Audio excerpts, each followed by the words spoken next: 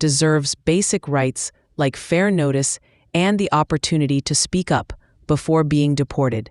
This decision was huge. It wasn't just about one group of migrants. It was about whether a president can use ancient, almost forgotten laws to remove people from the country without going through the normal rules of justice. The justices didn't say Trump could never use the Alien Enemies Act, but they made it clear that if he tried, he'd still have to follow the Constitution. This ruling is a major moment in the debate about immigration, power, and human rights in America.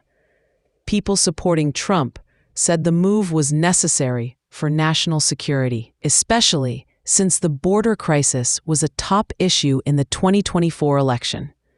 But others said this was a slippery slope, that if one group could be removed like this today, who would be next tomorrow? Could this law be used in future crises to remove other groups without fair trials? The case brought up deep questions about what kind of country America wants to be. One that follows the rule of law and treats everyone fairly, or one that gives too much unchecked power to one leader.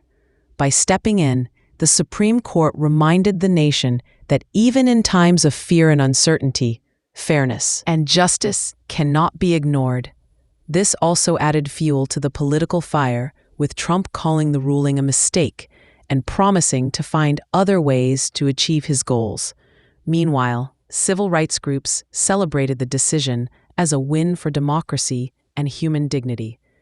This case could shape future immigration policies and influence how much power any president really has when it comes to deciding who stays and who goes. It's a turning point in American history, a moment when the past tried to come back to the present, and the nation had to decide whether to let it happen or stand up